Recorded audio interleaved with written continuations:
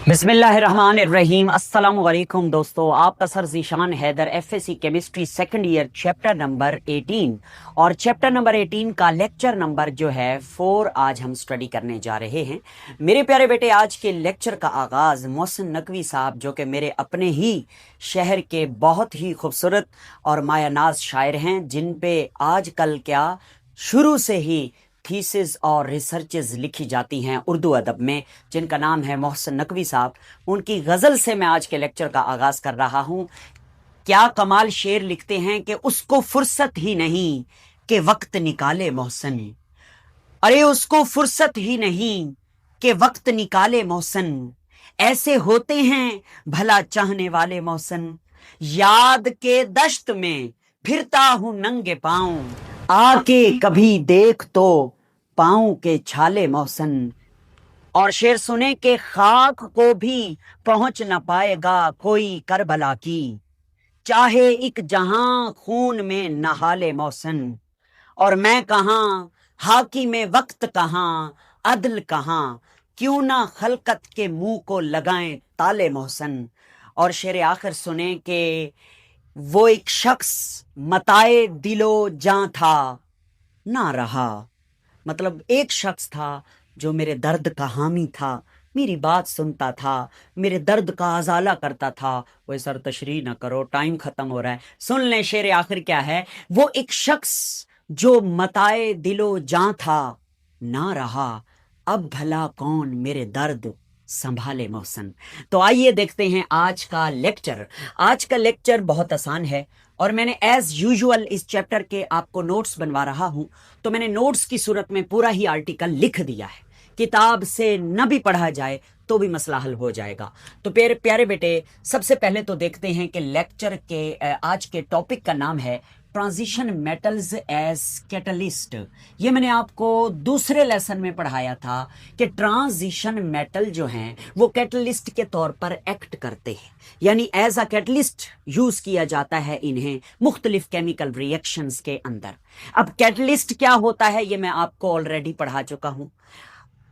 First year में हमने ये बात की थी कि कैटलिस्ट एक ऐसे केमिकल को कहते हैं जो किसी भी केमिकल रिएक्शन की स्पीड को बढ़ा देता है और बजाते खुद वो उसमें हिस्सा नहीं लेता। क्या मतलब रिएक्टेंट जो है वो रिएक्शन में रिएक्शन की स्पीड को तो बढ़ाएगा, मगर शुरू में जैसे इस्तेमाल हुआ है आखिर में हमें वैसा मिल जाएगा, उसे हम कैटलिस्ट कहते हैं। तो ट्रांजिशन मेटल और उनके कंपाउंड कैटलिस्ट के तौर पर एक्ट करते हैं। देखिए मैंने आर्टिकल कैसे बनाया है कि ट्रांजिशन मेटल्स जो हैं एक्ट एज इफेक्टिव कैटलिस्ट, बड़े असरअंदाज कैटलिस्ट के तौर पर काम करते हैं। बिकॉज वजह क्या है? वजह ये दो है, मैंने पॉइंट बना दी हैं, दो वजूहात हैं। दे can easily change their oxidation states. Transition metal की यह खासियत है कि ये अपनी ऑक्सीडेशन स्टेट को चेंज कर सकती है और यही इनकी यह खासियत इन्हें कैटलिस्ट के तौर पर एक्ट करने पर मजबूर करती है, यानी ये वो प्रॉपर्टी है जिसकी वजह से ये कैटलिस्ट के तौर पर एक्ट करते हैं। दूसरी भी एक प्रॉपर्टी है। दूसरी प्रॉपर्टी क्या है कि दे हैव इनर्जेटिकली असेसिबल वेकेंट खाली डी ऑर्बिटल। इसका क्या मतलब है? आपको पता है कि डी ऑर्बिटल में खाली जगह होती हैं। कल के लेक्चर में भी हमने आपको डी ऑर्बिटल की इलेक्ट्रॉनिक कॉन्फ़िगरेशन दिखाई थी कि उनमें खाली जगह होती हैं, अनपेयर्ड इलेक्ट्रॉन भी होते हैं और भी खाली जगह होती हैं। तो जो खाली जगह होती हैं, मतलब डी ऑर्बिटल जो खाली होते हैं वो इनर्जेटिकली असेसिबल होते हैं। क्या मतलब? यानी कि तवानाई के एतबार से वो दस्तयाब होते हैं, सहूलत से हासिल होते हैं। मतलब अगर आप किसी होटल में जाते हैं तो वहां कमरे खाली हैं और आपके पास पैसे भी हैं, तो आप पैसे देके कमरा लेके वहां रिहाइश करेंगे। इसका भी यही मतलब है कि जो ट्रांजिशन एलिमेंट हैं उनके जो डी ऑर्बिटल हैं जो कि खाली हैं वो हैं तो खाली, एनर्जेटिकली असेसिबल हैं, मतलब तवानाई के एतबार से दस्तयाब हैं, अवेलेबल हैं, हम उन्हें यूज भी कर सकते हैं वेकेंट डी ऑर्बिटल्स को। इसीलिए जो है वो ट्रांजिशन एलिमेंट कैटलिस्ट के तौर पर काम करती हैं। सर बड़ी मुश्किल चीजें थी, बिल्कुल मुश्किल नहीं है, हम आगे डिटेल से इसे पढ़ने वाले हैं। एक बात सुन लें, अगर पेपर में शॉर्ट क्वेश्चन आए कि why transition metals act as catalyst, तो आप यही लिखेंगे इधर से लेकर इधर तक, आंसर आ जाएगा पूरा। इन दो प्रॉपर्टीज की वजह से ट्रांजिशन मेटल कैटलिस्ट के तौर पर एक्ट करते हैं। ओके हो गया? Yes sir. अब इन दो प्रॉपर्टीज के एतबार से दो किस्म की जो है कैटालिसिस हम पढ़ेंगे। एक हम पढ़ेंगे होमोजीनियस कैटालिसिस। सर जी ये तो हमने फर्स्ट ईयर में पढ़ी थी। हाँ भाई पढ़ी थी, मगर आज जो पढ़ा रहा हूं वो भी देखें। और दूसरा हम पढ़ेंगे हिट्रोजीनियस कैटालिसिस। ठीक हो गया? अब मेरी बात सुने, ये जो पहली प्रॉपर्टी है वेरिएबल ऑक्सीडेशन स्टेट वाली, ये ट्रांजिशन मेटल को होमोजीनियस कैटालिसिस में, देखें मैंने क्या लिखा है कि catalysis by variable oxidation state. Variable oxidation state की वजह से जो कैटालिसिस बनेगी उसे हम होमोजीनियस कैटालिसिस कहेंगे। और दूसरी क्या है? Catalysis by vacant d orbitals. खाली डी ऑर्बिटल्स की वजह से जो कैटालिसिस बनेगी हम उसे हिट्रोजीनियस कैटालिसिस कहेंगे। डिटेल भी हम आगे पढ़ने वाले। देखें भाई मैंने क्या लिखा है, मैंने लिखा है कि ट्रांजिशन मेटल्स जो होती हैं कैन इजिली, बड़ी आसानी से, switch between different stable oxidation states. Transition metal एक ऑक्सीडेशन स्टेट से दूसरी ऑक्सीडेशन स्टेट में बड़ी आसानी से स्विच कर सकते हैं, यानी चेंज हो सकते हैं। जैसे कि आप देखें Fe है आयरन, +2 से आराम से ये +3 में चेंज हो सकता है।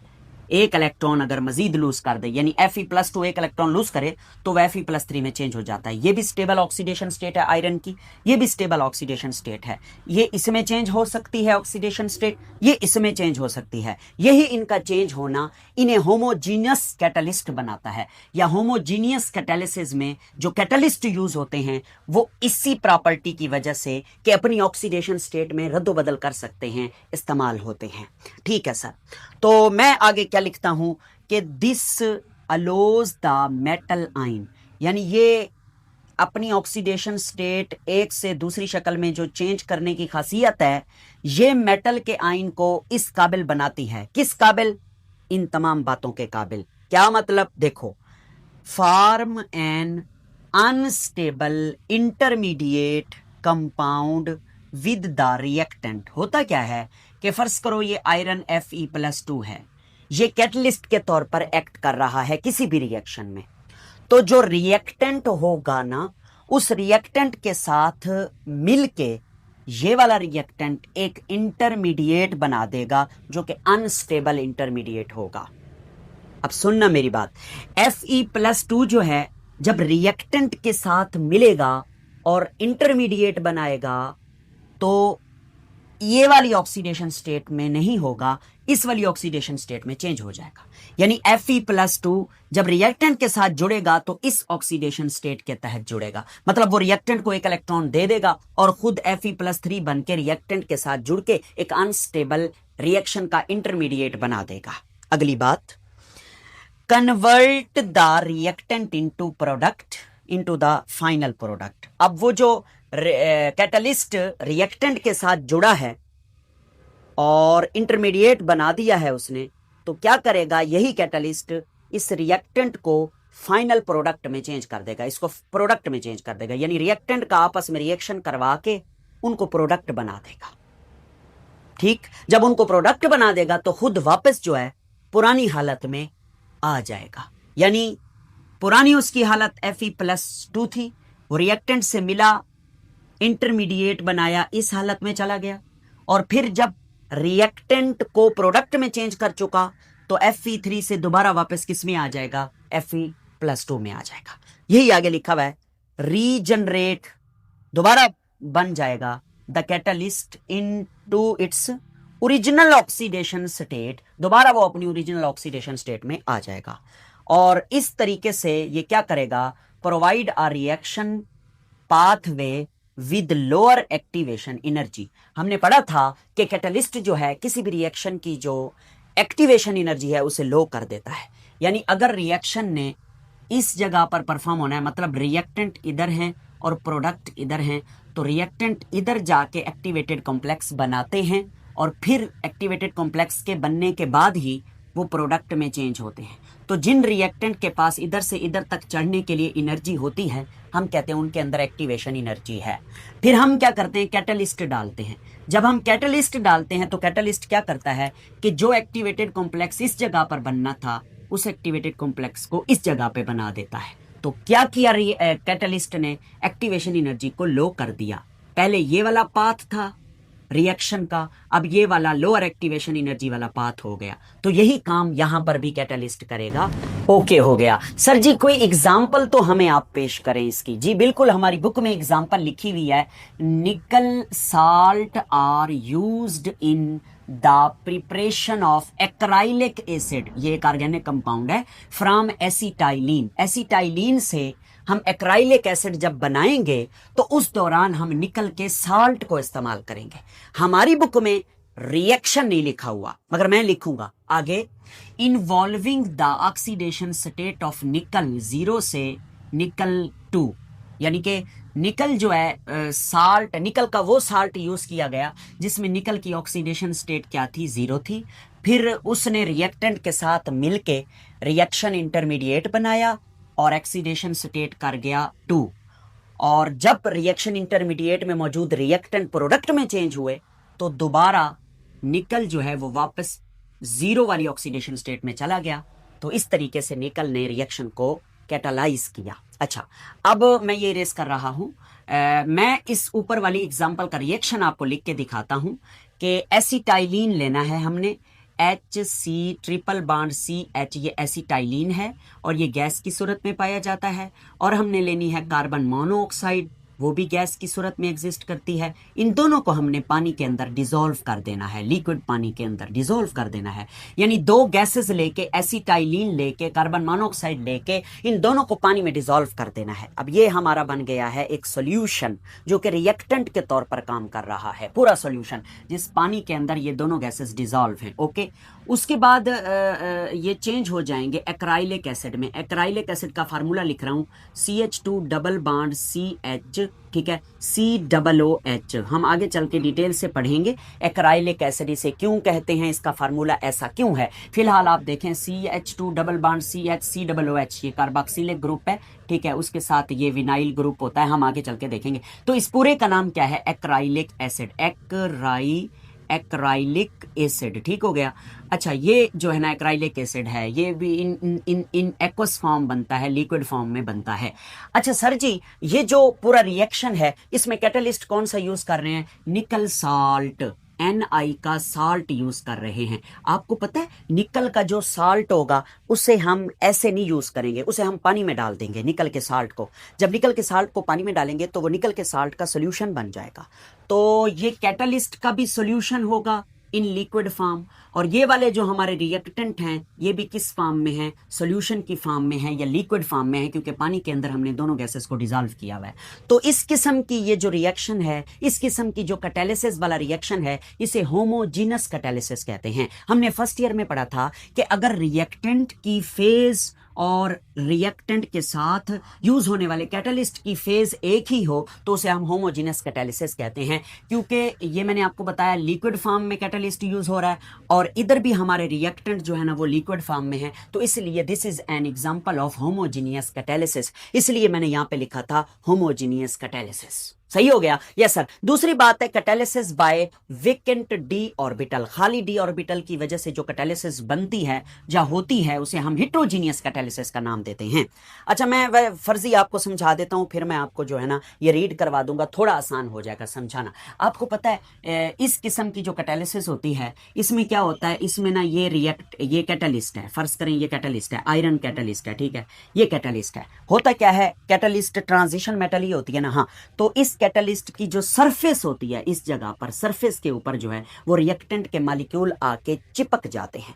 जैसे कि हम लोग एक रिएक्शन पढ़ के आए हैं फर्स्ट ईयर में, अमोनिया की मैन्युफैक्चरिंग जिसे हम हेबर प्रोसेस कहते थे। तो उसमें हाइड्रोजन जो है, हाइड्रोजन की गैस और नाइट्रोजन की गैस आपस में रिएक्ट करते हैं और बन जाता था अमोनिया यानी NH3, इसे हम हेबर प्रोसेस कहते थे।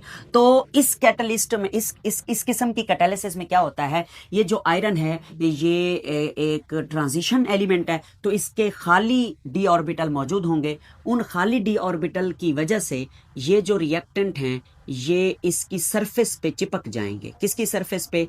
ये रिएक्टेंट की सरफेस पे। मतलब ये जो रिएक्टेंट हैं ये रिएक्टेंट की सरफेस पे आके चिपकेंगे और एक दूसरे के आमने सामने तरतीब पा जाएंगे, जिसकी वजह से उनका आपस में रिएक्ट करना आसान हो जाएगा, क्योंकि आमने सामने आ जाएंगे, ओरिएंटेशन तरतीब में आ जाएंगे और उनका जल्दी रिएक्शन हो जाएगा। करीब भी आ गए हैं और जल्दी से वो प्रोडक्ट में चेंज हो जाएंगे। तो सरफेस पे चिपकेंगे, अंदर घुसेंगे नहीं। क्यों चिपकेंगे? क्योंकि जो ट्रांजिशन एलिमेंट है उसके अंदर खाली डी ऑर्बिटल मौजूद होते हैं। तो ये जो रिएक्टेंट के मॉलिक्यूल होते हैं ये अपने इलेक्ट्रॉन जो है उन खाली या वैकेंट डी ऑर्बिटल्स के अंदर डाल के उनके साथ कोऑर्डिनेट कोवेलेंट बॉन्ड बना देते हैं वक्ती तौर पर, और इस तरीके से वो जो है कैटलिस्ट की सरफेस पे चिपक जाते हैं और चिपकने के बाद ही फिर वो आपस में रिएक्ट करके प्रोडक्ट में चेंज हो जाते हैं। तो यही कुछ यहाँ पे मैंने सारा लिखा हुआ है, आपको रीड करवाता हूं। देखें मैंने क्या लिखा है कि ट्रांजिशन मेटल्स हैव वैकेंट खाली d orbitals that are energetically accessible. पहले भी बताया कि उनके जो वैकेंट, अच्छा यहाँ पर वैकेंट से बिल्कुल खाली आप नहीं लेंगे, पार्शली फिल्ड ले सकते हैं। वैकेंट का मतलब होता है स्पेस होना, खाली जगह होना।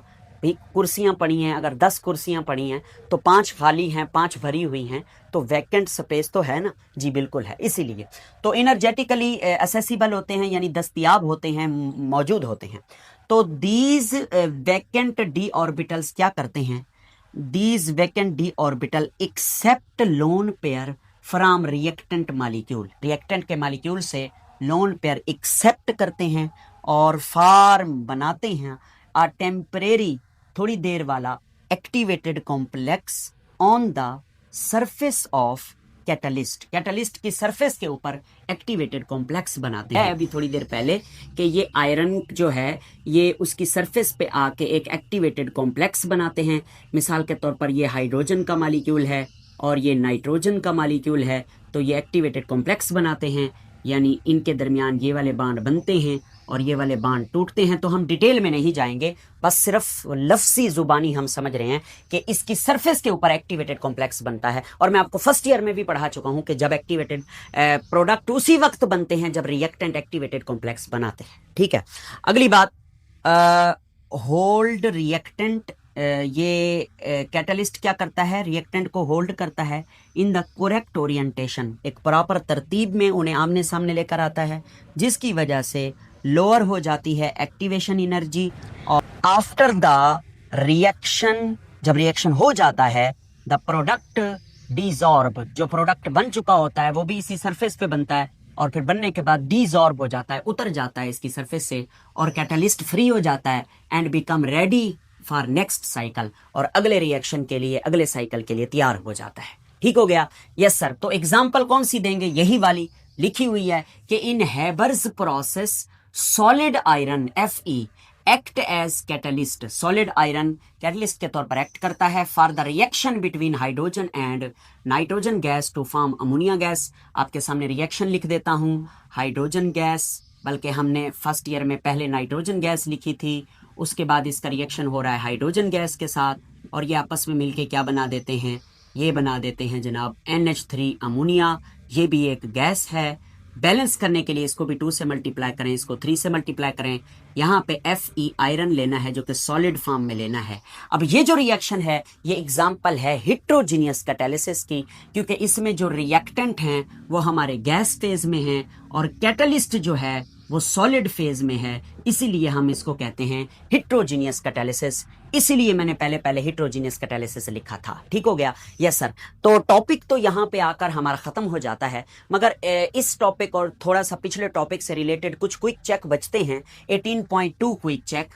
ए वाला मैंने कल पढ़ा दिया था। बी है role of ligand in complex ion formation and what type of bond is formed. ये तो मैं आपको पहले चैप्टर में भी पढ़ा चुका हूं इसी किताब के, कि लिगेंड जो है वो सेंट्रल मेटल आयन को अपना लोन पेयर देता है और उसके साथ कोऑर्डिनेट कोवेलेंट बॉन्ड बनाता है। यही लिखा हुआ है कि a ligand donate a lone pair of electron to the central metal ion a coordinate covalent bond, a coordinate bond is formed between them. बस उसके बाद नेक्स्ट सी वाला भी कल मैंने आपको पढ़ा दिया था. डी वाला क्वेश्चन है Fe+3 की इलेक्ट्रॉनिक कन्फिग्रेशन लिखें और बताएं वाई Fe+2 से Fe+3 change is useful in catalysis. Catalysis में कैसे ये यूजफुल है Fe+2 का Fe+3 में चेंज. तो जवाब कैसे होगा, पहले तो हम इसकी इलेक्ट्रॉनिक कन्फिग्रेशन लिखते हैं Fe+3 की. आपको पता है Fe का टोटल जो एटॉमिक नंबर है दैट इज 26, इसमें 26 इलेक्ट्रॉन होते हैं, +3 का मतलब है 3 निकाल लिए गए. पहले तो 26 पूरे कर लेना. 18 आ गए इसमें, 18 और 2 हो गए 20, 20 और 6 हो गए 26, ऐसे ही है. Yes sir. तो 26 में से 3 निकालने हैं, तो 3 में से पहले 4s में से 2 निकल जाएंगे, तो ये खत्म हो जाएगा 4s और एक इसमें से निकल जाएगा. ठीक है, तो इसमें 5 बच जाएंगे. तो argon 3d5 is the electronic configuration of Fe+3.